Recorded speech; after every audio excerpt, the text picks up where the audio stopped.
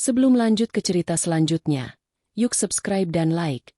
Absen dulu di kolom komen ya ah. Langkah kaki Arini menggema di lantai marmer teras rumahnya yang luas. Aroma melati yang biasanya menenangkan dari taman depan kali ini tertutup oleh bau asap rokok yang menyengat. Arini mengernyit. Ia baru saja mendarat dari perjalanan bisnis 3 hari di Singapura. Tubuhnya lelah, dan kepalanya berdenyut karena kurang tidur. Yang ia inginkan hanyalah mandi air hangat dan merebahkan diri di ranjang king size miliknya. Namun, saat tangannya hendak merogoh kunci di dalam tas Hermesnya, pintu ganda jati setinggi 3 meter itu terbuka dari dalam. Arini terpaku. Di hadapannya berdiri seorang wanita parubaya dengan daster sutra merah menyala, yang Arini kenali sebagai salah satu koleksinya yang hilang bulan lalu. Itu adalah Ibu Ratna, ibu mertuanya. Di tangan wanita itu, terdapat sebuah piring berisi remahan kue kering yang berceceran di atas lantai mengkilap. Oh, Arini? Sudah pulang? Cepat sekali, katanya sampai besok. Tanya Bu Ratna tanpa nada bersalah sedikit pun. Ia bahkan tidak membukakan pintu dengan lebar. Seolah Arini adalah tamu yang mengganggu waktu santainya. Arini menarik napas panjang, mencoba menahan gemuruh di dadanya.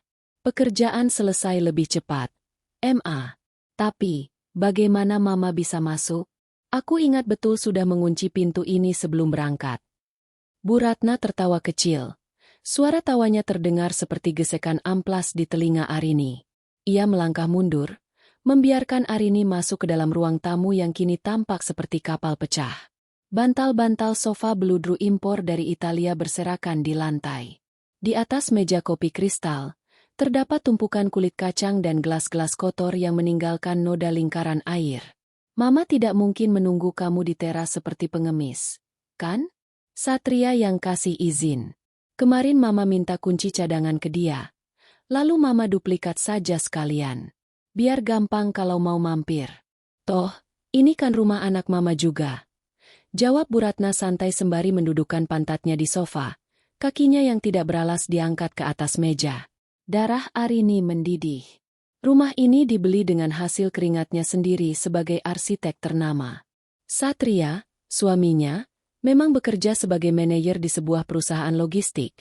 Namun penghasilannya bahkan tidak cukup untuk membayar cicilan bulanan rumah ini, apalagi biaya perawatannya. Arini sengaja membiarkan nama Satria tidak tercantum dalam sertifikat rumah demi keamanan aset primarital, sesuatu yang selalu menjadi duri dalam daging bagi keluarga mertuanya. Ma, ini bukan soal rumah anak Mama atau bukan. Ini soal privasi. Aku tidak suka ada orang masuk tanpa izin saat aku tidak ada di rumah. Ujar Arini dengan suara rendah namun tajam. Privasi? Kamu bicara soal privasi dengan mertuamu sendiri. Tiba-tiba suara lain muncul dari arah dapur. Sheila, adik ipar Arini yang berusia 24 tahun, muncul dengan wajah bermasker dan handuk melilit rambutnya. Mbak Arini, jangan pelit-pelitlah. Kita di sini juga untuk menjaga rumah ini supaya tidak kosong. Mbak harusnya terima kasih kami mau repot-repot ke sini. Arini menoleh ke arah Sheila. Gadis itu mengenakan sandal rumah berbulu milik Arini. Menjaga rumah?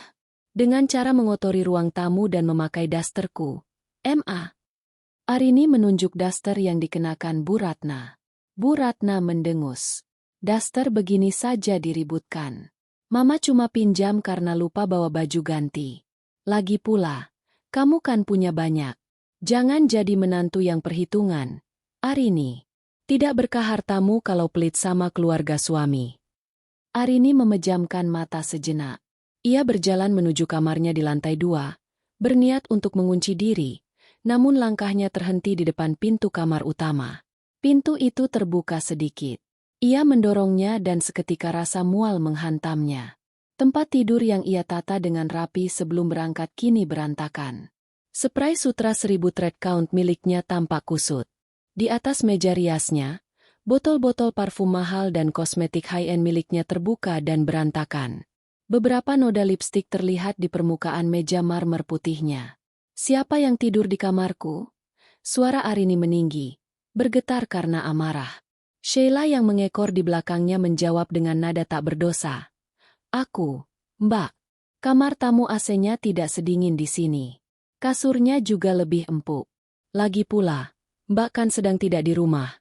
Sayang kalau kamar sebagus ini tidak dipakai. Keluar, desis Arini. Apa Mbak? Ku bilang keluar dari kamarku sekarang juga, teriak Arini. Ini adalah pertama kalinya ia meledak setelah 2 tahun bersabar menghadapi kelakuan ajaib keluarga suaminya. Sheila tersentak dan lari ke bawah sambil berteriak memanggil ibunya. Mbak Arini mengamuk. Dia mengusirku. Tak lama kemudian, pintu depan terbuka. Satria pulang kerja. Ia melihat Arini berdiri di puncak tangga dengan wajah pucat dan mata berkaca-kaca. Sementara ibunya sedang memeluk Sheila yang berpura-pura menangis di ruang tamu. Ada apa ini? Arini, baru pulang sudah bikin keributan. Tanya Satria tanpa bertanya kabar istrinya terlebih dahulu. Arini menatap suaminya dengan tatapan tak percaya. Satria, kamu kasih mereka kunci cadangan? Dan kamu biarkan mereka menduplikatnya? Kamu lihat apa yang mereka lakukan pada kamar kita? Pada rumah ini. Satria menghela napas panjang, meletakkan tas kerjanya, dan berjalan menghampiri Arini. Ia memegang bahu istrinya, namun Arini menepisnya. Sayang, jangan berlebihan. Mereka itu keluargaku. Ibu hanya ingin merasa dekat dengan anaknya. Sheila juga cuma ingin merasakan kemewahan sesekali. Apa salahnya berbagi? Berbagi bukan berarti menginvasi. Satria, ini rumahku. Rumah kita, Arini. Potong Satria dengan nada memperingatkan. Jangan selalu mengungkit siapa yang bayar. Di mata agama dan hukum, aku suamimu. Apa yang milikmu adalah milikku juga. Dan itu artinya keluargaku punya hak di sini. Sudahlah, jangan buat malu. Mama hanya akan di sini beberapa hari. Jangan sampai tetangga dengar kamu teriak-teriak seperti orang tidak berpendidikan. Bu Ratna, yang melihat dukungan anaknya, mulai mengompori. Iya, Sat. Mama cuma mau bantu urus rumah. Tapi malah dibilang pencuri daster. Padahal Mama juga mau bicarakan rencana ulang tahun Sheila bulan depan. Tadinya mau minta tolong Arini, tapi kalau wataknya begini, Mama jadi takut. Arini terpaku. Ulang tahun? Di rumah ini? Ia melihat senyum tipis di bibir Sheila yang bersembunyi di balik bahu Bu Ratna. Senyum kemenangan. Arini menyadari satu hal saat itu. Berdebat dengan logika kepada orang-orang yang merasa berhak atas miliknya adalah sia-sia. Ia menarik napas dalam, merapikan rambutnya yang berantakan, dan menatap mereka bertiga satu persatu. Baik, ucap Arini tiba-tiba tenang. Terlalu tenang. Kalau itu mau kalian, silakan. Gunakan rumah ini sesuka kalian. Satria tersenyum puas, merasa telah memenangkan argumen. Namun ia tidak menyadari sorot mata Arini yang kini sedingin es. Di dalam kepala Arini, sebuah rencana besar mulai terbentuk. Jika mereka ingin bermain-main di dalam rumah, megah, ini, maka Arini akan memastikan mereka mendapatkan panggung yang takkan pernah mereka lupakan seumur hidup. Arini berbalik masuk ke kamar, mengunci pintu dari dalam, dan segera mengeluarkan ponselnya. Ia tidak menelepon polisi, belum saatnya. Ia menghubungi pengacara pribadinya dan seorang teman lama yang bekerja di bidang jasa pengamanan siber. Permainan baru saja dimulai. Batin Arini sembari menatap botol parfumnya yang pecah di lantai.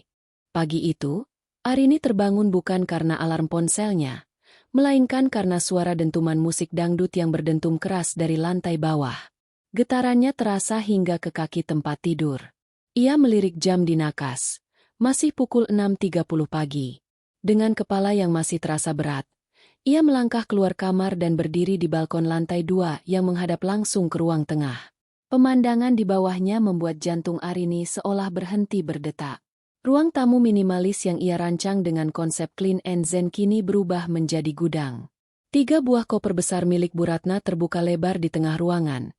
Pakaian dalam dan daster berserakan di atas sofa suede abu-abu miliknya. Namun, yang paling menyakitkan mata adalah pemandangan di sudut ruangan. Apa yang Mama lakukan dengan tanaman-tanaman itu? Teriak Arini sembari berlari menuruni tangga. Di pojok ruangan, Pohon ficus lirata setinggi 2 meter yang dibeli Arini dengan harga jutaan rupiah dan dirawatnya dengan penuh kasih sayang, kini tergeletak di lantai luar teras. Pot keramik buatan pengrajin lokal yang estetik itu telah pecah. Di posisi tanaman itu sebelumnya, kini berdiri sebuah kursi pijat listrik tua berwarna coklat kusam yang kulitnya sudah mengelupas. Bu Ratna, yang sedang asyik berjoget kecil mengikuti irama musik sambil memegang kemoceng, menoleh tanpa rasa bersalah. Oh, itu. Mama minta Satria pindahkan keluar. Tanaman itu tidak ada gunanya. Arini, cuma bikin nyamuk dan menghalangi jalan. Kursi pijat Mama ini jauh lebih penting.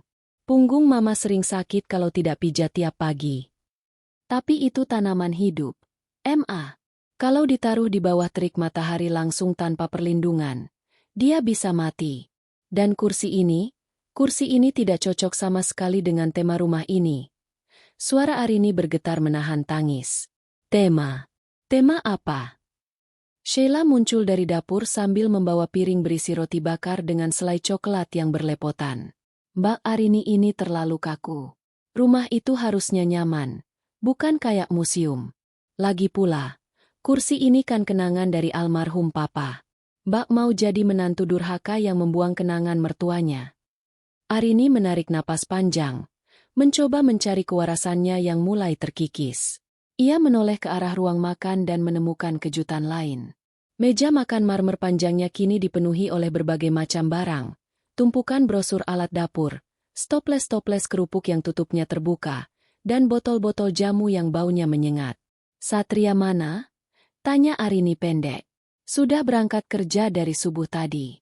Katanya ada rapat penting. Jawab Bu Ratna santai. Oh ya, Arini, mumpung kamu di sini. Nanti siang Mama mau ada acara kecil-kecilan. Teman-teman arisan Mama dari kampung mau datang. Mereka mau lihat rumah baru Satria. Jadi, tolong kamu siapkan camilan yang agak mewah ya. Jangan memalukan. Arini tertegun. Rumah baru Satria? Aku tegaskan sekali lagi. Ini rumahku. Dan hari ini aku harus bekerja dari rumah. Aku ada meeting Zoom dengan klien besar jam 1 siang.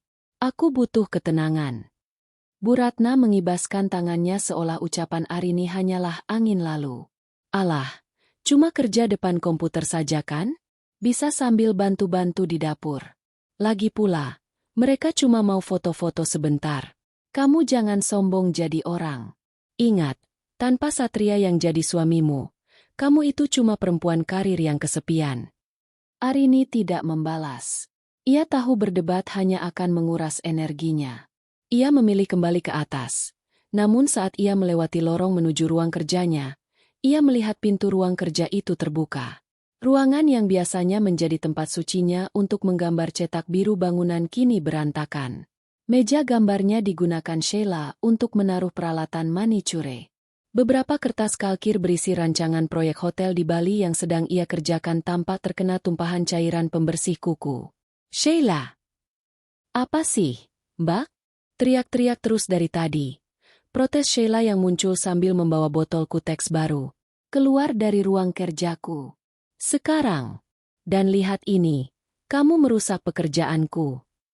Arini menunjuk kertas kalkir yang basah dan luntur itu. Sheila mencibir. Cuma kertas begitu saja marah. Tinggal gambar lagi kan? Mbak Arini ini benar-benar tidak punya hati ya sama adik ipar sendiri. Aku cuma mau pinjam meja karena cahayanya bagus buat bikin konten TikTok. Arini merasa dinding-dinding rumah yang ia bangun dengan penuh cinta ini perlahan-lahan mulai runtuh. Bukan secara fisik, tapi secara esensi. Keamanan dan kedamaiannya telah dirampas. Ia masuk ke dalam ruang kerja, mengunci pintu dari dalam. Kali ini ia memastikan kuncinya adalah kunci digital yang tidak bisa diduplikasi secara manual, dan duduk di kursi kerjanya dengan tubuh lemas. Di bawah, suara tawa Bu Ratna dan musik dangdut yang kian keras seolah mengejeknya. Tak lama kemudian, bel rumah berbunyi berkali-kali. Arini mengintip dari jendela lantai 2. Sekitar 10 orang wanita parubaya dengan pakaian mencolok dan perhiasan emas yang berlebihan turun dari 2 mobil travel. Ayo masuk. Jeng, jangan malu-malu. Inilah rumah anak saya, Satria. Hasil kerja kerasnya sendiri. Suara Bu Ratna terdengar lantang hingga ke atas, penuh dengan kebohongan yang dipamerkan dengan bangga. Wah, besar sekali ya, Jeng Ratna. Hebat Satria. Bisa punya rumah semegah ini di usia muda, sahut salah satu temannya. Ya begitulah kalau didikan ibunya benar, timpal Bu Ratna congkak. Silakan keliling, lihat-lihat saja. Anggap rumah sendiri. Mau renang juga boleh. Itu kolamnya ada di belakang. Arini mengepalkan tinjunya di atas meja. Mereka memperlakukan rumahnya seperti objek wisata. Ia mendengar suara langkah kaki berduyun-duyun menaiki tangga. Mereka mencoba membuka pintu kamarnya. Lalu pintu ruang kerjanya. Gagang pintu digoyang-goyangkan dengan kasar. Loh, Jeng Ratna, ini pintunya kok dikunci semua? Tanya seseorang. Oh, itu menantu saya di dalam. Biasa, orang kota, sok sibuk. Mungkin dia takut barang-barangnya kita lihat. Padahal semua ini kan juga bakal jadi milik keluarga kami. Jawab Bu Ratna dengan suara sengaja dikeraskan agar Arini mendengar. Di dalam kamar, Arini tidak menangis.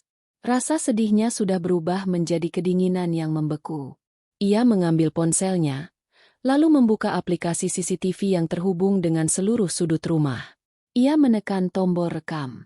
Ia merekam bagaimana teman-teman mertuanya mulai membuka-buka lemari di koridor, mencoba-coba koleksi sepatunya di rak depan. Bahkan ada yang berfoto dengan memegang piala penghargaan arsitektur milik Arini seolah itu milik mereka.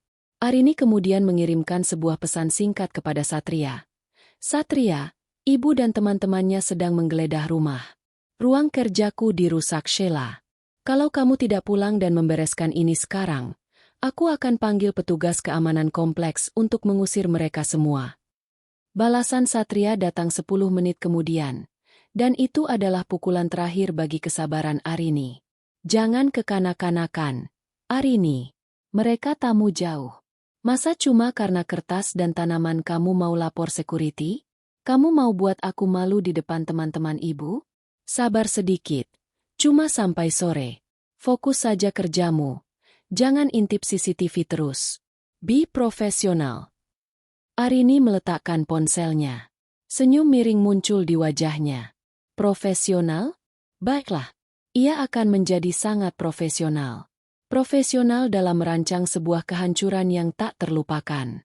Ia membuka laptopnya, bukan untuk melanjutkan gambar hotelnya, melainkan mulai membuat folder baru dengan nama Proyek Pembersihan Hama.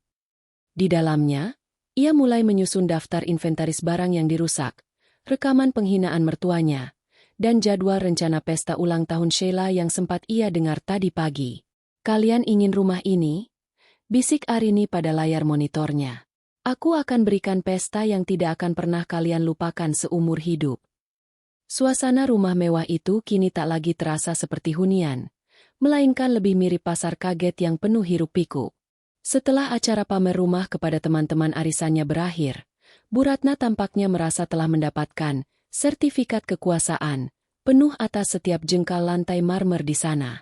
Alih-alih merapikan kekacauan, ia justru membiarkan remah-remah makanan dan noda minuman manis mengering di atas karpet kasmir seharga puluhan juta milik Arini. Arini keluar dari ruang kerjanya pada pukul 7 malam dengan mata merah, karena kelelahan bekerja sekaligus menahan amarah. Ia berjalan menuju dapur, berharap bisa mendapatkan segelas air dingin. Namun, langkahnya terhenti di depan walk-in closet yang pintunya terbuka lebar. Jantung Arini berdegup kencang. Itu adalah ruang pribadinya yang paling suci, tempat ia menyimpan koleksi tas dan sepatu yang ia beli sebagai penghargaan atas kerja kerasnya bertahun-tahun. Di sana, ia melihat Sheila sedang asyik melakukan sesi foto, OOTD, di depan cermin besar. Sheila mengenakan gaun sutra terbatas milik Arini, dan yang lebih mengerikan, ia sedang mencoba memaksakan kakinya yang berukuran lebih besar ke dalam sepatu stiletto koleksi khusus Arini. Sheila, apa yang kamu lakukan? Suara Arini menggelegar di lorong. Sheila terjengit, hampir terjatuh karena keseimbangannya goyah di atas hak tinggi. Aduh, Mbak, kaget tahu. Aku cuma coba-coba sebentar. Gaun ini bagus banget. Pas buat aku pakai ke pesta temanku besok. Arini mendekat dan menyambar tas Lady Dior yang tersampir di bahu Sheila. Matanya membelalak saat melihat goresan panjang di bagian kulit tas tersebut. Mungkin terkena kuku tajam Sheila atau terbentur sudut meja. Kamu merusak tasku, Sheila. Dan sepatu ini, lihat. Bagian belakangnya lecet karena kamu paksakan masuk. Cuma lecet sedikit. Mbak, pelit banget sih. Sheila mencibir. Wajahnya berubah masam. Lagi pula, Mbak kan kaya. Bisa beli lagi 10 kalau mau. Aku ini adik iparmu. Masa pakai barang begini saja tidak boleh? Mama benar. Mbak Arini ini hatinya sempit. Bu Ratna muncul dari balik pintu, membawa segelas teh manis yang uapnya mengepul. Ada apa lagi ini? Ribut-ribut terus. Sheila cuma pinjam. Arini, jangan jadi menantu yang suka memicu pertengkaran di rumah. Satria baru saja pulang. Jangan kasih dia beban pikiran lagi. Satria muncul di belakang ibunya. Wajahnya tampak kusam karena lelah bekerja. Namun, alih-alih membela istrinya yang jelas-jelas dirugikan, ia justru menghela napas panjang dengan nada jengkel. Rin, tolonglah. Baru saja aku masuk rumah. Sudah dengar suaramu teriak. Kasih saja Sheila pinjam kalau dia mau. Nanti kalau sudah selesai, dia kembalikan. Ucap Satria santai. Dikembalikan dalam keadaan rusak. Satria, ini barang koleksi. Harganya ratusan juta. Kamu tahu berapa lama aku menabung untuk ini? Arini menunjuk tasnya yang tergores. Satria melambaikan tangan. Meremehkan. Harta itu jangan dikejar terus. Rin, tidak dibawa mati. Kamu harusnya lebih mengutamakan kebahagiaan keluarga. Sudah, jangan diperpanjang. Sheila, ayo kita makan malam. Mama masak apa hari ini? Mama tadi pesan catering pakai aplikasi di ponselmu. Pakai kartu yang tersambung di sana. Sahut Bu Ratna dengan bangga. Arini terdiam. Kartu yang tersambung di ponsel Satria adalah kartu kredit tambahan yang tagihannya dibayar oleh Arini setiap bulan. Mereka tidak hanya menjajah rumahnya, tapi juga mulai menggerogoti finansialnya secara terang-terangan. Malam itu, Arini tidak ikut makan malam. Ia mengunci diri di kamar. Dari balik pintu, ia mendengar percakapan yang membuat bulu kuduknya berdiri. Pokoknya ulang tahunku bulan depan harus di sini. Suara Sheila terdengar manja namun penuh tuntutan. Aku sudah bilang ke teman-temanku kalau kita bakal bikin garden party mewah. Ada live music, dekorasi bunga segar, dan catering dari hotel bintang 5. Tentu, sayang, sahut Bu Ratna. Kita pakai saja uang Arini. Dia kan punya banyak tabungan. Kalau dia tidak mau, biar Mama yang bicara sama Satria. Satria pasti bisa menekan dia. Rumah ini kan atas nama Satria juga di mata orang-orang. Jadi kita bebas pakai. Tapi kalau Mbak Arini protes gimana? Dia tidak akan berani. Kalau dia macam-macam, Mama akan suruh Satria mengancam cerai. Arini itu cinta mati sama Satria. Dia pasti takut jadi janda. Kita gunakan itu sebagai senjatanya. Mendengar itu, Arini yang duduk di balik pintu bukannya menangis, justru tersenyum dingin. Air matanya sudah kering sejak sore tadi. Cinta mati? Mungkin dulu. Tapi sekarang, cinta itu sudah menguap bersama asap rokok mertuanya yang mengotori gorden rumahnya. Arini mengambil ponselnya. Ia membuka aplikasi perbankan dan melihat limit kartu kredit tambahannya. Ia tidak mematikan kartu itu. Justru sebaliknya, ia menaikkan limitnya hingga maksimal. Silakan belanja sesuka kalian, batin Arini. Semakin banyak yang kalian beli, semakin besar bukti yang kupunya untuk menjerat kalian nanti. Esok harinya, invasi menjadi semakin gila.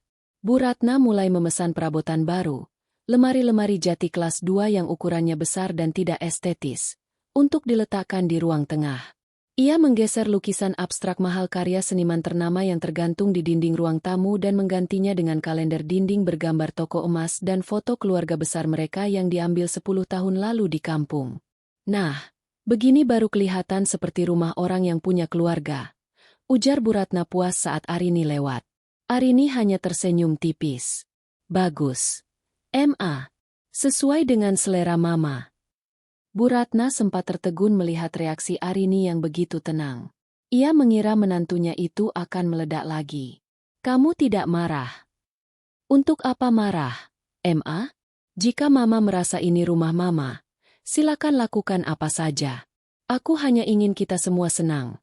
Jawab Arini dengan nada bicara yang sangat manis, namun matanya tetap sedingin es. Sheila yang baru turun dengan mengenakan kacamata hitam milik Arini bersorak. Nah, gitu dong, Mbak. Oh ya, aku tadi sudah pesan WO untuk survei lokasi pesta besok siang. Mbak Arini di rumah kan? Tolong bayarin biaya booking awalnya dulu ya. Soalnya kartuku limit. Arini mengangguk pelan. Tentu, Sheila.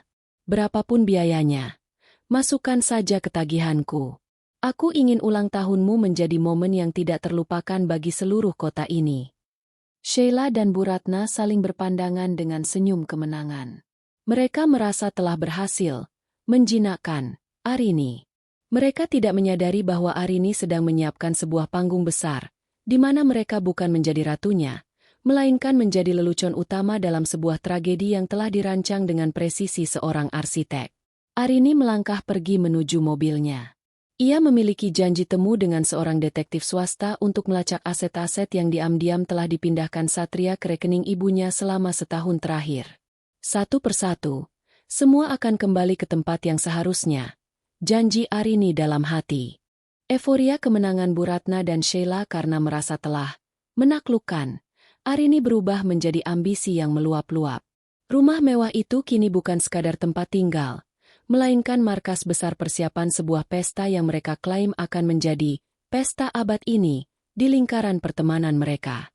Bagi Sheila, ulang tahun ke-25 bukan sekadar pergantian usia, melainkan ajang pembuktian status sosial yang selama ini ia idam-idamkan. Pagi itu, ruang tamu Arini yang biasanya tenang telah berubah total. 3 orang dari Weddingo Event Organizer ternama duduk di sofa, sementara Sheila sibuk membolak-balik katalog dekorasi dengan wajah penuh tuntutan. Aku mau tema Gatsby Night, cetus Sheila sambil menunjuk sebuah foto pesta dengan dekorasi emas dan hitam yang megah. Lalu, di area kolam renang harus ada panggung kaca yang seolah-olah mengapung di atas air. Aku mau pintu masuknya dibuatkan terowongan mawar putih segar, bukan bunga plastik murahan. Salah satu kru WO melirik Arini yang duduk di meja makan sambil menyesap kopi hitamnya. Arini hanya memberikan anggukan kecil, sebuah isyarat yang diartikan oleh tim WO sebagai lampu hijau finansial. Untuk catering, kami sudah menghubungi eksekutif chef dari Hotel Grand Astria, Mbak Sheila, ujar perwakilan WO itu. Menu yang diminta adalah fine dining untuk 300 tamu undangan.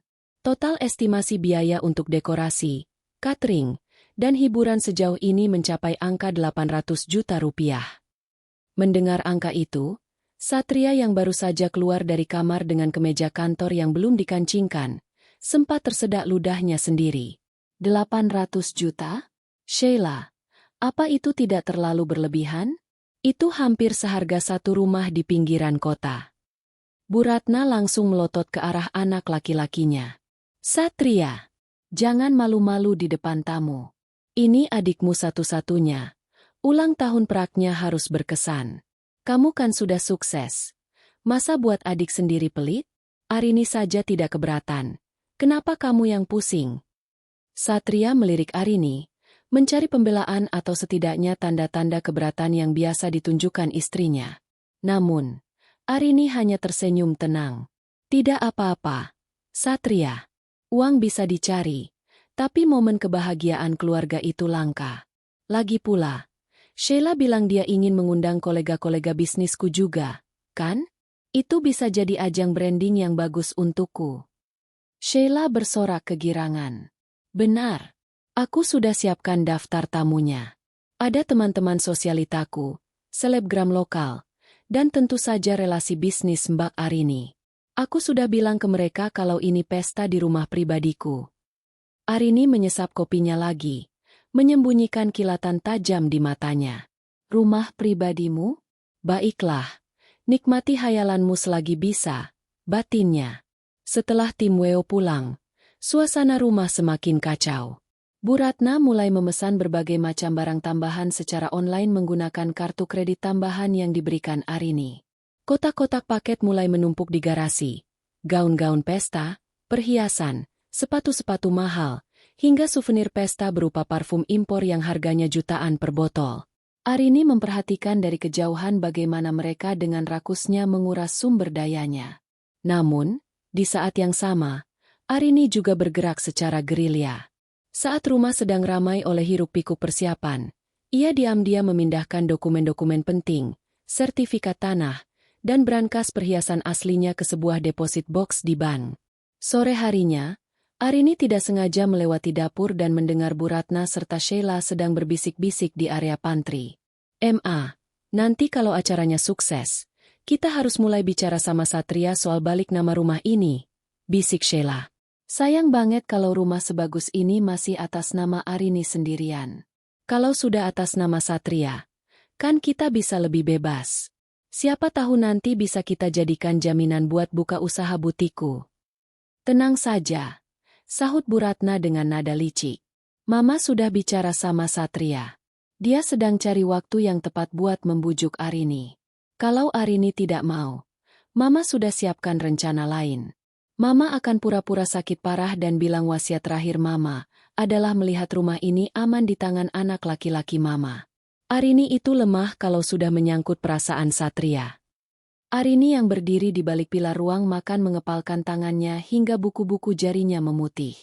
Kalian benar-benar tidak punya batas, pikirnya. Kebencian yang selama ini ia tekan kini berubah menjadi bahan bakar yang membara. Ia bukan lagi Arini yang penyabar. Ia adalah seorang arsitek yang sedang membangun jebakan paling sempurna untuk musuh-musuhnya. Malam itu, saat Satria mencoba mendekatinya di tempat tidur dengan nada bicara yang manis, sebuah taktik yang Arini tahu sebagai awal dari permintaan, balik nama, rumah, Arini mendahuluinya. Sat, aku sudah bayar semua DP untuk pesta Sheila, ujar Arini sembari menatap layar laptopnya. Tapi ada satu syarat. Karena ini pesta besar dan banyak tamu penting, aku mau semua persiapan teknis, termasuk pengelolaan akses masuk tamu dan video presentasi, dipegang oleh tim itku sendiri. Aku tidak mau ada kendala teknis yang memalukan namaku di depan klien. Satria menghela napas lega. Tentu, sayang. Itu ide bagus. Malah aku terima kasih kamu mau repot-repot begitu. Ibu dan Sheila pasti senang kalau semuanya berjalan sempurna. Oh, tentu akan berjalan sempurna, Satria.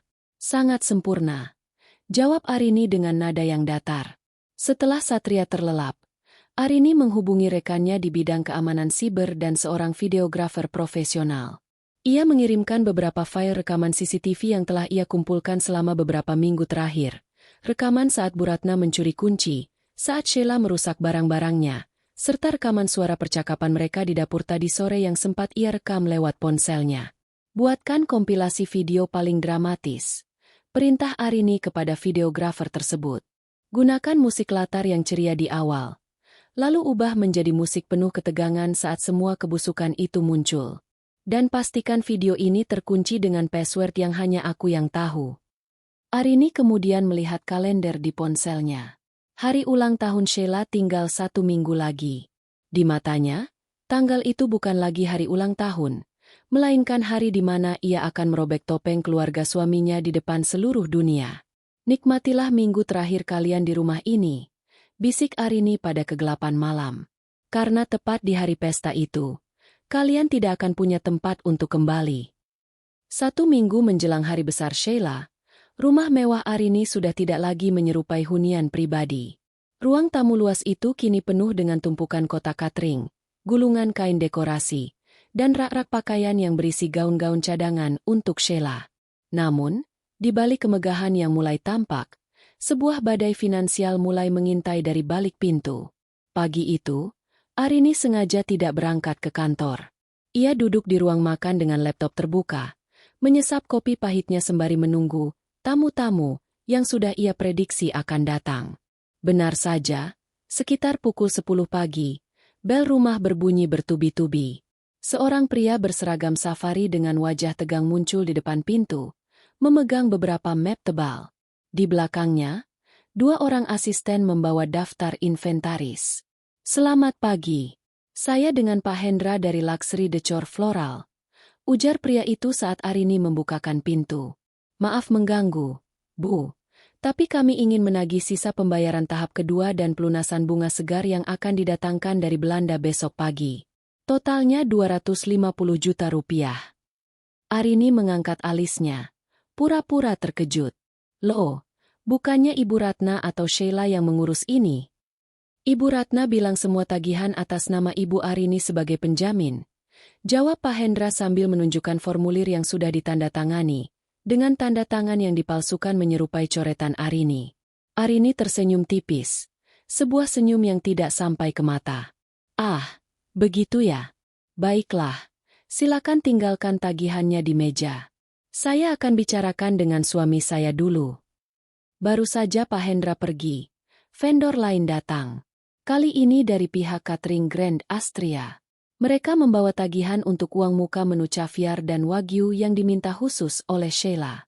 Tak lama kemudian, datang lagi kurir yang mengantar perhiasan berlian yang dipesan Sheila lewat telepon dengan menjaminkan alamat rumah tersebut. Suasana menjadi panas saat Bu Ratna dan Sheila turun dari lantai 2, mengenakan handuk di kepala seolah baru saja selesai perawatan spa di rumah. Arini, itu vendor-vendornya sudah dibayarkan? Jangan sampai bunga-bunganya layu karena pembayarannya telat. Teriak Bu Ratna tanpa basa-basi. Arini berdiri dari kursinya, membawa tumpukan tagihan itu ke hadapan mereka. Sheila, ini totalnya sudah lebih dari 600 juta rupiah dalam satu pagi ini saja. Uang di rekening pribadiku tidak bisa ditarik sebanyak ini dalam waktu singkat. Kenapa kalian tidak pakai uang tabungan Satria dulu? Sheila mendengus. Matanya sibuk melihat-lihat perhiasan berlian yang baru sampai. Uang Mas Satria kan buat modal usahaku nanti. Mbak, lagi pula, Mbak kan punya banyak aset. Jual saja dulu 1 atau 2 jam tangan mewah Mbak. Bereskan. Sheila. Arini meninggikan suaranya, berpura-pura emosional. Kamu pikir jam tanganku itu barang murah yang bisa dijual di pasar loak? Itu investasi. Sudahlah, Arini, potong Bu Ratna dengan nada memerintah. Jangan perhitungan sama keluarga sendiri. Nanti kalau pesta ini sukses dan teman-teman sosialitas Sheila melihat betapa kayanya kita, mereka pasti mau investasi di bisnis Sheila. Nanti uangmu juga balik. Tepat saat itu, Satria pulang untuk makan siang. Ia melihat suasana tegang di ruang tamu dan tumpukan tagihan di meja. Sebelum ia sempat bertanya, Bu Ratna sudah mendahuluinya dengan drama air mata. Satria, lihat istrimu ini. Dia meributkan uang sepele untuk pesta adikmu. Padahal Mama sudah janji sama teman-teman Mama kalau pesta ini akan jadi yang paling mewah. Mama malu, Sat, kalau sampai vendor-vendor itu membatalkan kontrak karena istrimu pelit. Satria menatap Arini dengan tatapan dingin yang sudah sering Arini terima akhir-akhir ini. Rin, tolonglah. Berapa sih harganya harga diri keluarga kita? Bayar saja dulu. Nanti aku ganti pelan-pelan. Ganti pakai apa? Satria? Gaji manajermu setahun pun tidak akan cukup menutupi tagihan minggu ini saja. Balas Arini tajam. Kamu menghinaku. Satria mendekat. Wajahnya memerah. Aku ini suamimu. Semua yang ada di rumah ini adalah hakku juga. Kalau kamu tidak mau bayar, aku akan paksa kamu tanda tangan surat kuasa untuk menjaminkan sertifikat rumah ini ke bank. Arini terdiam. Inilah pengakuan yang ia tunggu-tunggu. Satria akhirnya mengeluarkan taringnya secara terang-terangan di depan ibunya. Di balik wajahnya yang tampak terguncang, Arini sebenarnya sedang merekam percakapan ini melalui smartwatch yang terhubung ke ponselnya. Kamu mau menjaminkan rumahku? Arini berbisik dengan suara bergetar yang dibuat-buat. Ini rumah keluarga kita. Arini, jangan egois. Bentak Satria. Arini menunduk, seolah menyerah. Baiklah, kalau itu maumu, aku akan urus pembayarannya sore ini. Tapi aku minta satu hal. Biarkan aku yang mengurus semua undangan dan alur acara di hari H. Aku tidak mau ada kekacauan lagi. Satria tersenyum menang. merasa otoritasnya sebagai kepala rumah tangga telah diakui. Nah, begitu dong. Kamu memang istri yang berbakti. Sheila, tenang saja. Semuanya beres. Setelah mereka bertiga masuk ke kamar dengan wajah puas, Arini kembali ke laptopnya. Ia tidak membayar tagihan-tagihan itu menggunakan uangnya. Sebaliknya, ia menelepon semua vendor tersebut satu persatu. Halo, Pak Hendra? Ini Arini. Mengenai tagihan tadi, saya ingin membuat perubahan rencana. Saya akan tetap membayar uang muka agar kalian tetap bekerja hingga hari H. Tapi tolong simpan sisa tagihan terbesarnya untuk ditagih secara publik di tengah-tengah acara pesta nanti. Saya ingin memberikan kejutan khusus untuk keluarga saya. Instruksi Arini dengan suara tenang namun mematikan. Ia juga menghubungi pihak catering dan WO, memberikan instruksi serupa. Ia menjamin bahwa semua biaya akan dilunasi secara pribadi olehnya hanya jika mereka mengikuti skenario kejutan yang ia rancang. Mengingat reputasi Arini sebagai klien kelas atas yang tak pernah bermasalah, para vendor itu setuju, meski merasa heran dengan permintaan tersebut. Malam itu, Arini melihat Sheila sedang sibuk menulis kartu undangan di ruang makan. Dengan angkuh, Sheila menulis namanya sendiri sebagai tuan rumah di kartu tersebut. Mbak Arini, nanti di hari pesta, Mbak jangan banyak muncul ya, ujar Sheila tanpa menoleh. Aku sudah bilang ke teman-temanku kalau Mbak itu asisten pribadiku yang mengurus rumah. Aku tidak mau mereka tahu kalau rumah ini sebenarnya punya Mbak. Nanti citraku sebagai anak orang kaya jatuh. Arini tersenyum. Kali ini senyum itu terlihat sangat nyata. Tentu, Sheila. Aku akan berada di belakang layar. Aku akan memastikan seluruh perhatian tamu undangan tertuju padamu malam itu. Benar-benar tertuju padamu. Hingga kau ingin menghilang dari muka bumi, batin Arini. Ia lalu membuka folder proyek pembersihan hama di laptopnya. Semua kepingan sudah siap. Bukti pencurian aset, bukti manipulasi Satria, rekaman penghinaan mertuanya, dan tagihan-tagihan fantastis yang sengaja ia biarkan menumpuk.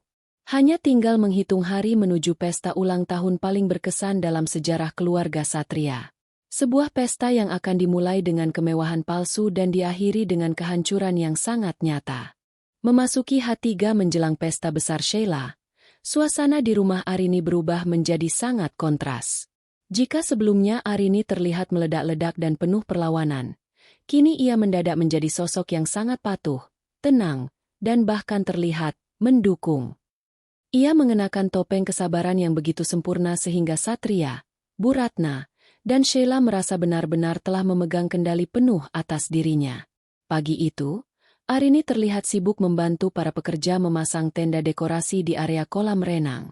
Ia tidak lagi mengeluh saat kakinya yang mengenakan sandal rumah harus menginjak sisa-sisa potongan kain atau kabel yang berserakan. Nah, begini kan enak lihatnya, Rin. Ujar Satria sambil memeluk bahu Arini saat mereka berdiri di balkon lantai 2, melihat kesibukan di bawah. Kalau kamu kooperatif begini, rumah tangga kita jadi damai. Ibu dan Sheila juga jadi sayang sama kamu. Arini tersenyum tipis. Matanya menatap tajam ke arah panggung kaca yang sedang dirakit di atas kolam. Aku hanya ingin yang terbaik untuk adikmu. Sat, aku sadar. Harta memang tidak dibawa mati. Lebih baik kita gunakan untuk menyenangkan keluarga, kan? Satria merasa sangat bangga. Ia mengira ancamannya soal hak suami dan sertifikat rumah telah berhasil menekan mental Arini. Besok lusa, saat semua tamu datang, tunjukkan wajah ceria ini ya. Kamu cukup urus teknis di balik layar saja seperti yang kita sepakati. Biar Sheila yang jadi bintangnya. Tentu, Satria. Aku sudah menyiapkan tim IT khusus untuk mengurus semua layar besar di pesta nanti. Aku ingin memastikan video persembahan untuk Sheila terlihat sangat jernih. Balas Arini dengan nada yang terdengar tulus namun mengandung makna ganda. Namun, di balik sikap manisnya, Arini adalah seorang arsitek yang sedang melakukan dekonstruksi total terhadap hidupnya di rumah itu. Setiap kali Satria berangkat kerja dan Bu Ratna serta Sheila pergi ke salon atau butik untuk fitting gaun, Arini bergerak dengan cepat dan senyap. Ia telah menyewa sebuah truk ekspedisi kecil yang diparkir beberapa blok dari rumahnya. Sedikit demi sedikit, ia mulai memindahkan aset-aset berharganya yang paling kecil namun bernilai tinggi. Perhiasan warisan ibunya, jam tangan mewah koleksi terbatas, hingga tas-tas branded yang masih selamat dari jangkauan Sheila, sudah ia masukkan ke dalam box-box yang dilabeli alat kantor. Semua sudah aman di safe deposit box, Bu. Lapor seorang pria kekar yang merupakan staf keamanan swasta yang disewa Arini lewat telepon. Bagus. Dan bagaimana dengan mobil Porsche di garasi? Tanya Arini. Sudah kami ganti dengan mobil replika yang serupa jika dilihat dari jauh. Sementara yang asli sudah kami amankan ke gudang di luar kota. Jawab pria itu. Arini mengangguk puas. Ia tidak ingin ada satupun aset miliknya yang tertinggal saat badai itu menghantam nanti. Ia bahkan telah mengosongkan brankas di dalam kamarnya dan mengisinya dengan tumpukan kertas kosong serta beberapa perhiasan imitasi yang ia beli di pasar grosir, sekadar untuk mengecoh jika suatu saat Bu Ratna mencoba membobolnya lagi. Puncak dari topeng kesabaran Arini terjadi pada sore hari saat Sheila pulang dengan membawa gaun utama untuk malam puncak. Gaun itu bertabur kristal Swarovski yang harganya bisa digunakan untuk membeli sebuah mobil keluarga. Mbak Arini, lihat ini. Bagus kan? Sheila memutar tubuhnya dengan bangga. Tapi ada satu masalah. Sepatuku yang kemarin aku pesan lewat online ternyata ukurannya salah. Aku mau pakai sepatu Manolo Blahnik Mbak yang warna perak itu saja. Ya? Yang ada kristalnya di depan. Arini melihat ke arah sepatu yang dimaksud. Salah satu koleksi kesayangannya yang ia beli di Paris. Tentu. Sheila. Ambil saja. Bahkan kalau kamu mau, kamu bisa ambil semua koleksi sepatuku yang ada di rak itu untuk kamu pilih mana yang paling cocok. Sheila terpekik senang dan langsung memeluk Arini. Wah, Mbak Arini sekarang baik banget. Lihat, Mbak Arini kasih aku izin ambil sepatunya. Bu Ratna yang sedang duduk di sofa sambil mengikir kuku tersenyum lebar. Nah, itulah gunanya menantu. Harus mengerti posisi. Sudah. Sheila, simpan energinya buat pesta nanti. Malam harinya, saat seluruh rumah sudah terlelap, Arini duduk di ruang kerjanya yang kini sudah hampir kosong dari barang berharga. Ia membuka laptopnya dan memeriksa file video terakhir yang dikirimkan oleh tim editornya. Video itu dimulai dengan cuplikan foto-foto masa kecil Sheila yang terlihat polos dan bahagia, diiringi musik piano yang menyentuh. Namun, tepat di menit kelima, transisi video berubah menjadi rekaman CCTV hitam putih yang sangat tajam. Terlihat jelas bagaimana Bu Ratna masuk ke kamar Arini menggunakan kunci duplikat dan mengambil uang tunai dari dalam laci. Terlihat pula rekaman saat Sheila mencoba memaksakan kakinya ke sepatu Arini hingga robek. Lalu tertawa mengejek saat menyebut Arini, sapi perah, di depan teman-temannya lewat sambungan telepon. Dan yang paling mematikan, ada rekaman suara Satria yang sedang berdiskusi dengan pengacara gadungan tentang cara memalsukan tanda tangan Arini untuk balik nama sertifikat rumah. Arini menutup laptopnya dengan suara klik yang mantap. Kesabaran ada batasnya, dan kalian baru saja melampauinya hingga ke titik paling jauh, bisik Arini. Ia kemudian membuka sebuah amplop coklat besar yang berisi berkas gugatan cerai dan laporan kepolisian atas dugaan pencurian serta penggelapan aset yang dilakukan oleh keluarga suaminya. Semua berkas itu sudah ditandatangani dan siap didaftarkan tepat sehari setelah pesta berakhir. Arini berdiri dan berjalan menuju jendela, menatap ke arah halaman belakang yang kini sudah disulap menjadi area pesta yang gemerlap dengan lampu-lampu kristal. Bagi orang luar, itu adalah pemandangan kemewahan. Bagi Arini, itu adalah persiapan sebuah pemakaman bagi harga diri keluarga Satria. Ia mengambil selembar kertas kecil dan menuliskan sesuatu di sana. Kejutan yang sebenarnya bukan tentang apa yang diberikan, tapi tentang apa yang akhirnya terbongkar. Ia menyelipkan kertas itu di bawah piring saji utama yang akan digunakan Sheila di malam puncak. Arini kembali ke tempat tidur dengan perasaan paling tenang yang pernah ia rasakan selama setahun terakhir. Ia siap menghadapi hari esok. Hari di mana semua topeng akan dibuka, dan semua utang akan ditagih dengan bunga yang menyakitkan. Malam yang dinanti-nantikan oleh keluarga Satria akhirnya tiba. Langit malam itu cerah, seolah-olah alam pun ikut mendukung kemegahan yang telah dipersiapkan. Halaman belakang rumah Arini telah bertransformasi total. Lampu-lampu kristal gantung menghiasi pepohonan, menciptakan suasana magis yang memantul di permukaan kolam renang. Panggung kaca yang mengapung di atas air terlihat sangat mewah, dikelilingi oleh ribuan bunga mawar putih segar yang aromanya memenuhi udara. Sejak pukul 7 malam, deretan mobil mewah mulai mengular di depan gerbang. Para tamu undangan, yang terdiri dari pengusaha muda, kolega bisnis Arini, hingga sosialita rekanan Bu Ratna, turun dengan busana terbaik mereka. Mereka disambut oleh 2 orang penerima tamu yang mengenakan seragam formal, yang semuanya disewa menggunakan kartu kredit Arini. Di dalam rumah, suasana tak kalah sibuk. Sheila berdiri di depan cermin besar, mengagumi pantulan dirinya yang mengenakan gaun kristal seharga ratusan juta. "Ma, lihat aku. Aku benar-benar terlihat seperti ratu malam ini," ucapnya dengan nada sombong sembari mematut diri. Bu Ratna, yang mengenakan kebaya modern penuh paet emas, mengangguk bangga. "Tentu, sayang. Malam ini semua orang akan tahu siapa keluarga kita yang sebenarnya. Jangan lupa, saat bicara dengan teman-temanmu, sebutkan kalau rumah ini adalah hadiah dari Mas Satria untukmu." Satria muncul dengan setelan jas slim fit yang membuatnya tampak seperti eksekutif sukses. Ia terlihat sangat puas melihat tatanan rumahnya. Namun, matanya mencari-cari satu sosok. "Di mana Arini?" "Oh, istrimu itu."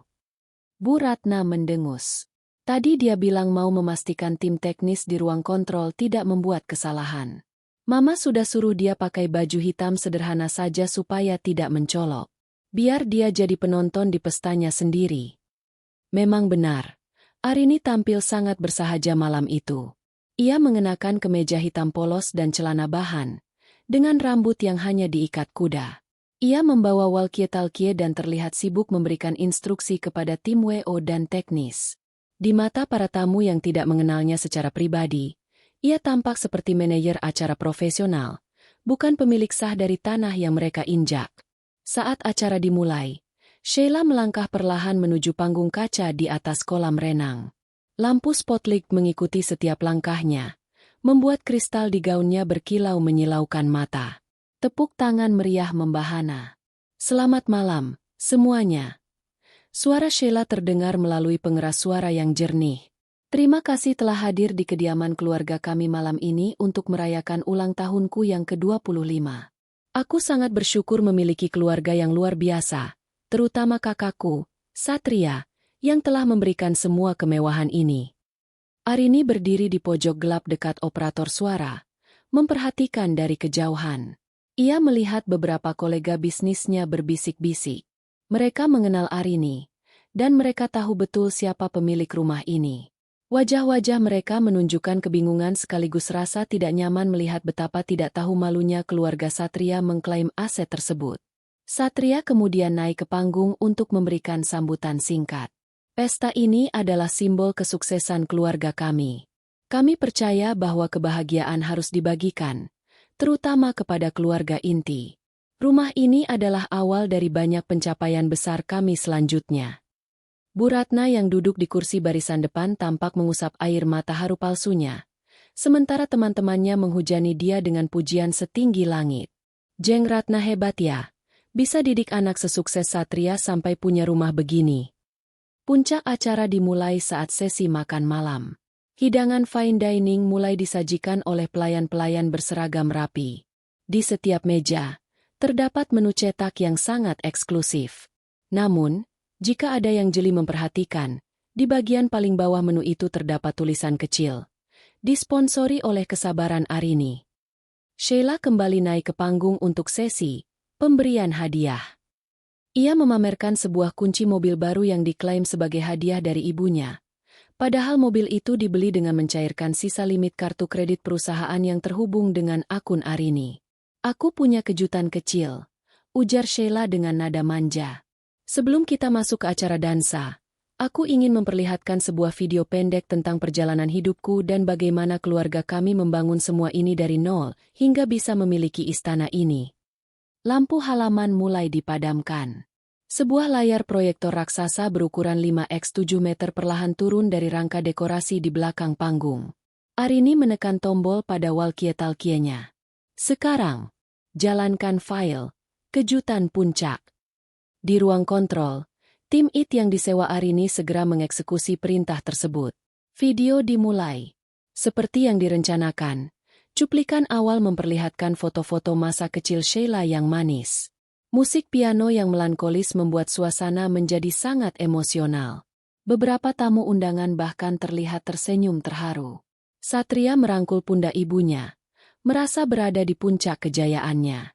Sheila berdiri di samping layar dengan wajah berseri-seri, siap menerima pujian lebih banyak lagi. Namun, di menit kelima, musik piano itu tiba-tiba berhenti dengan suara glitch yang kasar. Layar sempat menjadi hitam selama 2 detik. Kemudian, sebuah teks besar muncul di layar. Realita di balik istana. Tiba-tiba, audio berubah menjadi suara Bu Ratna yang sangat keras dan jelas.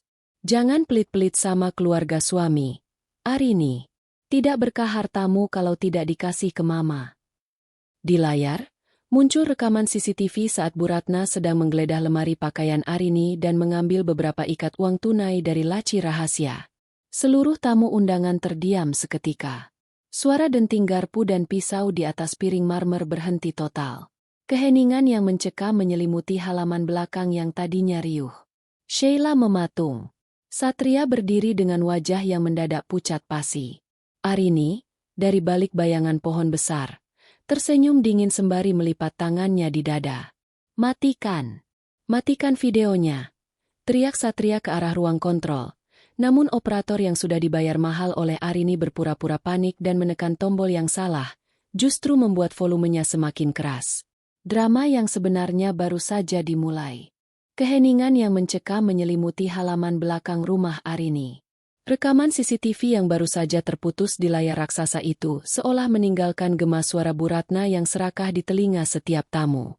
Namun, sebelum Satria sempat melangkah ke arah ruang kontrol, layar itu kembali menyala dengan resolusi yang lebih tajam. Kali ini, bukan lagi foto masa kecil Sheila, melainkan kompilasi rekaman suara dan video yang diambil secara tersembunyi. Di layar, terlihat Sheila sedang mencoba paksa sebuah tas Hermes milik Arini hingga jahitannya terdengar merintih robek. Audio yang menyertai video itu sangat jernih. Mbak Arini ini cuma sapi perah kita, MA. Dia yang kerja sampai tipes. Kita yang nikmati hasilnya. Toh, dia takut kehilangan Mas Satria, jadi dia tidak akan berani protes. Suara Sheila di layar tertawa cekikikan sambil berpose di depan cermin kamar Arini yang acak-acakan. Para tamu undangan, yang sebagian besar adalah sosialita dan pengusaha kelas atas yang sangat menjunjung tinggi etika dan privasi, mulai saling berbisik. Suara gumaman sinis mulai terdengar di antara meja-meja bundar yang dihias mewah. Wah, keterlaluan sekali ya, bisik seorang wanita bergaun payet di barisan depan. Ternyata rumah ini bukan punya mereka, tapi punya menantunya yang mereka perlakukan seperti itu. Satria, yang wajahnya kini sudah berubah menjadi merah padam, berteriak histeris. Hentikan! Siapa yang melakukan ini? Arini, di mana kamu? Arini tidak menjawab. Ia tetap berdiri di area gelap, menyaksikan kehancuran itu dengan ketenangan seorang pengamat medis. Layar kembali berganti. Kali ini menampilkan dokumen digital. Mutasi rekening Satria selama setahun terakhir. Terlihat aliran dana ratusan juta rupiah yang dipindahkan secara berkala ke rekening pribadi Bu Ratna dan Sheila. Judul di atas dokumen itu tertulis besar-besar. Hasil penggelapan dana rumah tangga. Belum sempat para tamu mencerna data itu, video beralih ke rekaman audio pembicaraan Satria dengan ibunya di dapur 3 hari yang lalu. Tenang saja, MA. Aku sudah siapkan surat kuasa balik nama sertifikat rumah. Kalau Arini tidak mau tanda tangan secara sukarela, aku akan buat dia merasa bersalah sampai dia menyerahkan semuanya padaku. Rumah ini akan jadi milik kita seutuhnya. Suara Satria di audio itu terdengar sangat manipulatif dan dingin, sangat kontras dengan Citra, suami penyabar, yang selama ini ia bangun. Bu Ratna yang tadi duduk dengan angkuh kini mencoba bersembunyi di balik meja. Namun lampu spotlight panggung entah bagaimana, Berkat instruksi Arini kepada tim pencahayaan, terus mengikuti gerak-geriknya. Ia menjadi pusat perhatian dalam cara yang paling memalukan. Sheila, yang masih berdiri di atas panggung kaca, mulai menangis histeris. Ini fitnah. Ini semua editan AI. Mbak Arini ingin menjatuhkan kita karena dia cemburu padaku. Namun, argumen Sheila runtuh saat itu juga. Di layar muncul foto-foto tagihan vendor yang belum dilunasi, lengkap dengan surat peringatan yang menyatakan bahwa pesta malam ini diadakan atas jaminan kartu kredit yang sudah diblokir karena limit yang membengkak. Seorang pengusaha properti yang merupakan klien besar Arini berdiri dari kursinya. Ia menatap Satria dengan tatapan jijik. Jadi, Satria, selama ini kamu membual bahwa kamu yang mendanai proyek-proyek istrimu? Ternyata kamu tidak lebih dari seorang benalu yang mencoba mencuri rumahnya sendiri. Tidak, Pak. Itu tidak benar. Arini yang memintaku mengelola semuanya. Satria mencoba membela diri, namun suaranya melengking karena panik. Tiba-tiba, suara mikrofon lain terdengar. Bukan dari panggung, tapi dari pengeras suara di seluruh penjuru halaman. Itu adalah suara Arini. Suaranya tenang, stabil, dan berwibawa. Selamat malam, para tamu yang terhormat, ujar Arini. Ia berjalan perlahan keluar dari bayang-bayang pohon, melangkah menuju tengah halaman. Para tamu memberikan jalan, seolah-olah ia adalah ratu yang sesungguhnya. Maafkan gangguan teknis yang tidak sengaja, ini. Saya hanya merasa, sebuah pesta tidak akan lengkap tanpa kejujuran. Arini berhenti tepat di depan panggung di mana Sheila berdiri menggigil. Keluarga suamiku bilang rumah ini adalah hasil kerja keras mereka. Mereka bilang pesta ini adalah kedermawanan mereka. Tapi kalian sudah melihat sendiri faktanya. Arini menoleh ke arah Satria yang menatapnya dengan kemarahan yang meluap. Satria, kamu bilang rumah ini milikmu di depan semua orang. Jadi, kurasa tidak masalah jika malam ini juga aku menyerahkan tagihan-tagihan ini kepadamu. Karena, mulai menit ini, aku tidak lagi bertanggung jawab atas 1 rupiah pun yang keluar untuk pesta konyol ini. Arini mengangkat sebuah amplop coklat. Dan untukmu, MA Duster yang Mama pakai itu, tas yang Sheila rusak, serta semua uang yang Mama ambil dari laci saya, semuanya sudah saya catat dan saya laporkan sebagai tindak pencurian. Suara bisik-bisik tamu kini berubah menjadi tawa mengejek dan cemoohan. Beberapa orang mulai mengambil ponsel mereka, merekam momen paling memalukan dalam hidup keluarga Satria. Sheila mencoba menutupi wajahnya dengan tangannya yang mengenakan gelang berlian, yang juga milik Arini. Namun ia tidak punya tempat untuk lari karena ia berada di tengah kolam renang. Arini, kamu gila. Kamu mempermalukan keluargamu sendiri di depan umum. Teriak Bu Ratna sambil menunjuk-nunjuk Arini. Keluarga. Arini tertawa kecil. Suara tawanya terdengar sangat tajam. Keluarga tidak mencuri dari satu sama lain. Keluarga tidak merencanakan cara untuk merampas aset satu sama lain. Kalian bukan keluarga. Kalian hanyalah hama yang kebetulan masuk ke dalam rumahku karena aku terlalu baik memberikan pintu. Arini kemudian berbalik membelakangi mereka dan menatap para tamu. Pesta ini selesai. Tapi sebelum kalian pulang, ada satu rombongan tamu lagi yang ingin saya perkenalkan. Mereka sudah menunggu di depan gerbang sejak tadi. Tepat saat Arini menyelesaikan kalimatnya, gerbang depan terbuka lebar. Terdengar suara sirine yang berputar pelan, dan beberapa pria berseragam dinas dari firma hukum serta petugas keamanan swasta masuk dengan membawa surat-surat resmi. Itu adalah tim kurator dan penyita barang, ucap Arini dingin. Karena semua dekorasi, makanan, dan kemewahan malam ini dibeli dengan dana yang sedang dalam sengketa hukum, mereka akan mengangkut semuanya sekarang juga. Silakan lanjutkan makan malam kalian di antara kursi-kursi yang akan diangkut. Malam yang tadinya berkilau itu kini menjadi panggung bagi kehancuran total keluarga Satria. Harga diri yang mereka agung-agungkan hancur berkeping-keping di bawah sorot lampu yang mereka minta sendiri. Kehancuran moral yang baru saja diputar di layar raksasa hanyalah pembuka dari simfoni pembalasan Arini. Saat suara riuh bisikan tamu undangan mencapai puncaknya, suasana berubah menjadi mencekam ketika 5 orang pria berbadan tegap dengan seragam safari gelap melangkah membelah kerumunan tamu. Di dada mereka tersemat lencana dari sebuah firma hukum ternama dan agen pengamanan aset. Di panggung, Sheila masih mencoba berteriak, "Security! Usir orang-orang ini! Mereka mengganggu pestaku!" Namun, pemimpin rombongan itu, seorang pria parubaya dengan wajah kaku bernama Pak Baskoro, justru menaiki panggung. Ia tidak melihat ke arah Sheila, melainkan langsung menghadap ke arah Satria yang mematung di pinggir kolam. "Saudara Satria?" tanya Pak Baskoro dengan suara bariton yang menggema melalui sistem suara yang masih menyala. "Saya adalah perwakilan hukum dari Ibu Arini. Kami di sini untuk menjalankan perintah pengosongan aset dan penyitaan barang-barang yang dibeli menggunakan dana yang tidak sah." "Apa-apaan ini? Ini rumahku. Ini pesta adikku." Satria berteriak. Suaranya melengking karena frustrasi dan malu. Pak Baskoro mengeluarkan selembar dokumen dengan segel resmi. Rumah ini secara sah terdaftar atas nama Ibu Arini sebagai harta bawaan. Dan mengenai barang-barang di pesta ini, catering, dekorasi bunga, hingga panggung kaca tempat adik Anda berdiri, semuanya belum dilunasi. Karena Ibu Arini telah membatalkan jaminan pembayarannya 10 menit yang lalu, maka vendor-vendor tersebut telah memberikan kuasa kepada kami untuk mengamankan aset mereka. Tepat setelah kata-kata itu terucap, sebuah pemandangan yang tak terbayangkan terjadi. Para pekerja dari vendor catering mulai menarik taplak meja, bahkan saat beberapa tamu masih memegang gelas mereka. Tim dekorasi mulai mematikan lampu-lampu kristal satu persatu, menyisakan halaman yang remang-remang dan suram. Bu Ratna berlari ke arah Pak Baskoro, mencoba mencakar lengannya.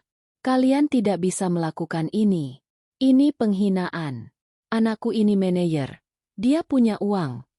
Silakan bicarakan di kantor polisi, Bu," sahut Pak Baskoro dingin. "Kami juga membawa surat laporan atas dugaan pencurian perhiasan dan dokumen pribadi milik klien kami." Arini berjalan perlahan menuju tengah halaman, tepat di bawah sorot lampu terakhir yang masih menyala. Ia menatap mertuanya yang kini tampak lusuh. Kebayanya yang penuh payet emas terlihat ironis di tengah kekacauan itu. "Ma, panggil Arini tenang. Mama bilang tadi ingin pamer kemewahan keluarga pada teman-teman Mama, kan? Nah, inilah kenyataannya. Semua ini, bunga mawar ini, daging wagyu yang Mama makan, hingga daster yang Mama curi dari lemari saya, semuanya bukan milik kalian." Arini kemudian menoleh ke arah Sheila yang masih berada di atas panggung kaca. "Sheila, sepatu yang kamu pakai itu? Harganya 30 juta. Karena kamu sudah merusaknya, aku sudah memasukkannya ke dalam daftar tuntutan ganti rugi. Silakan lepaskan sekarang, atau petugas kami yang akan membukanya secara paksa sebagai barang bukti." Sheila menangis sejadi-jadinya, dikelilingi oleh para tamu yang kini terang-terangan menertawakannya. Beberapa teman sosialitanya bahkan mengarahkan kamera ponsel ke arahnya sambil melakukan siaran langsung di media sosial. "Lihat deh, ternyata cuma numpang hidup," celetuk salah satu dari mereka yang tadi sangat memuji Sheila. Satria mencoba mendekati Arini. Wajahnya memelas. "Rin, tolong jangan begini. Kita bicarakan di dalam." "Malu, Rin. Kasihan ibu." Arini menatap suaminya dengan tatapan paling dingin yang pernah ada. "Kasihan? Di mana rasa kasihanmu saat kamu merencanakan balik nama rumah ini tanpa seizinku? Di mana rasa kasihanmu saat kamu membiarkan ibumu menghinaku di rumahku sendiri?" Arini mengeluarkan sebuah amplop coklat dari balik tasnya.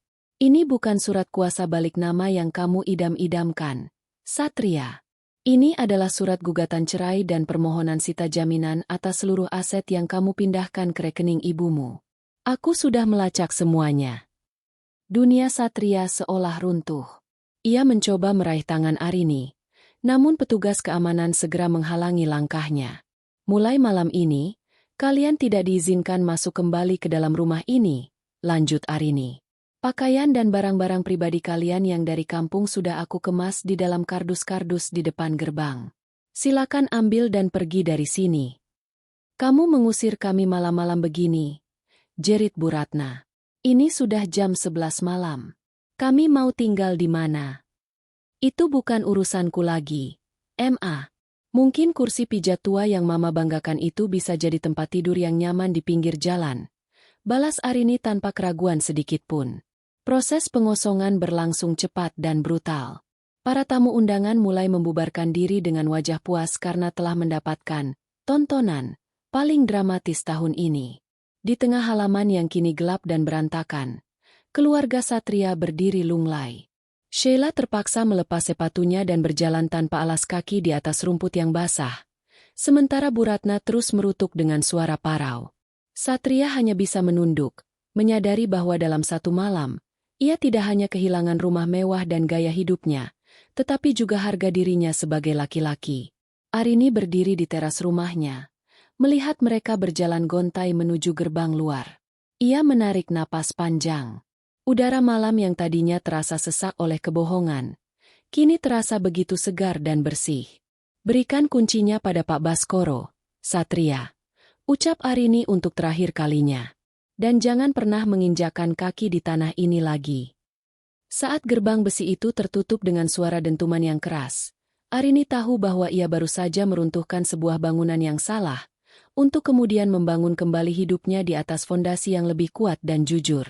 Suara gerbang besi yang berdentang menutup malam itu menandai akhir dari sebuah sirkus panjang yang melelahkan.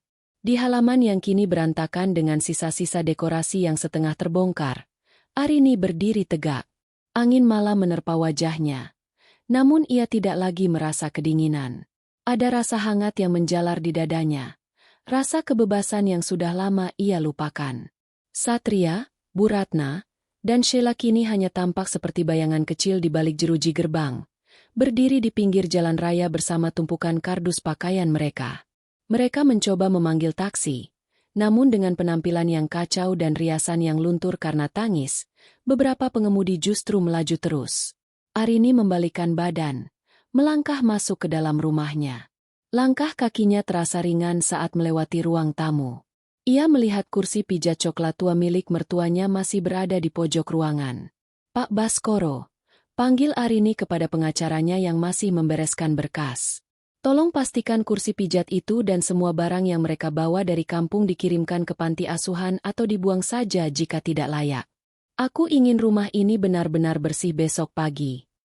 Baik, Bu Arini. Semuanya sudah kami inventarisir. Mengenai laporan kepolisian, tim kami sudah menyerahkan bukti rekaman CCTV dan mutasi rekening ke penyidik. Besok pagi saudara Satria dan ibunya harus datang untuk pemeriksaan pertama. Jawab Pak Baskoro dengan profesional. Arini mengangguk. Ia berjalan menuju dapur, mengambil segelas air putih, dan duduk di meja makan marmernya yang kini sudah bersih dari tumpukan brosur dan botol jamu. Keheningan rumah ini terasa sangat mewah. Tidak ada lagi musik dangdut yang memekakan telinga. Tidak ada lagi aroma rokok yang menempel di gorden, dan yang terpenting, tidak ada lagi toksisitas yang meracuni jiwanya. Keesokan harinya, Arini bangun dengan perasaan paling segar yang pernah ia rasakan. Ia tidak terburu-buru. Ia menikmati kopinya di balkon lantai 2, menatap taman bawah yang kini sedang dibersihkan oleh tim cleaning service profesional. Tanaman ficus lirata miliknya yang sempat dibuang oleh Bu Ratna ternyata masih bisa diselamatkan. Seorang tukang kebun sedang menanamnya kembali di pot yang baru dan lebih kokoh. Ponselnya bergetar. Lusinan pesan masuk dari teman-teman dan kolega bisnisnya. Sebagian besar berisi dukungan, sementara beberapa lainnya berisi permintaan maaf karena sempat percaya pada sandiwara Sheila. Arini hanya membalas beberapa yang penting, lalu mematikan notifikasi. Ia tidak butuh validasi mereka. Ia hanya butuh kedamaiannya kembali. Satu pesan terakhir datang dari Satria. Rin, aku minta maaf. Ibu sakit karena syok semalam. Sheila juga depresi tidak mau keluar kamar kos. Tolong tarik laporanmu. Aku janji akan mencicil semua kerugianmu. Kita mulai dari awal lagi, ya? Aku masih suamimu. Arini tersenyum sinis. Ia tidak membalas pesan itu. Sebaliknya, ia memblokir nomor Satria secara permanen. Baginya, mulai dari awal, berarti hidup tanpa bayang-bayang lelaki yang gagal melindunginya dan justru bersekutu dengan para pencuri. 2 bulan kemudian, Arini berdiri di depan sebuah gedung perkantoran baru yang ia rancang sendiri. Ia tampak anggun dengan setelan blazer berwarna krem dan rambut yang dibiarkan terurai indah. Reputasinya sebagai arsitek justru meroket setelah kejadian malam itu. Banyak klien yang mengagumi ketegasan dan keberaniannya dalam mempertahankan hak milik dan martabatnya. Kehidupan hukum Satria dan keluarganya tidak berjalan mulus. Karena terbukti melakukan penggelapan dana dan pencurian aset dengan nilai yang signifikan, Satria harus merelakan seluruh tabungan dan sisa hartanya untuk mengganti rugi agar tidak berakhir di penjara. Namun, ia tetap kehilangan pekerjaannya karena skandal tersebut sampai ke telinga atasannya. Bu Ratna dan Sheila kini tinggal di sebuah kontrakan kecil di pinggiran kota, jauh dari kemewahan yang dulu mereka curi dari Arini. Suatu sore, saat Arini sedang menata kembali ruang kerjanya yang kini sudah dipenuhi dengan furnitur baru yang lebih modern, ia menemukan sebuah kotak kecil di laci paling bawah. Di dalamnya terdapat foto pernikahannya dengan Satria. Dahulu, ia mungkin akan menangis melihatnya. Namun sekarang, ia hanya menatap foto itu sebagai sebuah pelajaran mahal tentang batas kesabaran. Ia mengambil foto itu, merobeknya menjadi dua, dan membuangnya ke tempat sampah tanpa ragu. Arini melangkah menuju jendela besar yang menghadap ke halaman belakang. Kolam renangnya kini tenang, memantulkan cahaya matahari sore yang keemasan. Tidak ada lagi panggung kaca. Tidak ada lagi mawar putih yang palsu. Yang ada hanyalah taman hijau yang asri dan rumah yang kini benar-benar terasa seperti rumah. Ia mengambil ponselnya dan menelepon asistennya. Siapkan jadwal untuk minggu depan. Aku ingin mulai mengerjakan proyek renovasi total lantai bawah. Aku ingin mengubah bekas ruang tamu itu menjadi galeri seni pribadiku. Arini menutup teleponnya dengan senyum puas. Ia telah meruntuhkan sebuah istana kebohongan dan membangun kembali sebuah kerajaan kejujuran. Ia bukan lagi sekadar menantu yang tertindas atau istri yang dimanfaatkan. Ia adalah Arini, sang arsitek bagi hidupnya sendiri. Dan kali ini, pondasinya jauh lebih kuat dari sekadar beton dan marmer. Pondasinya adalah harga diri yang tak tergoyahkan. Tamat.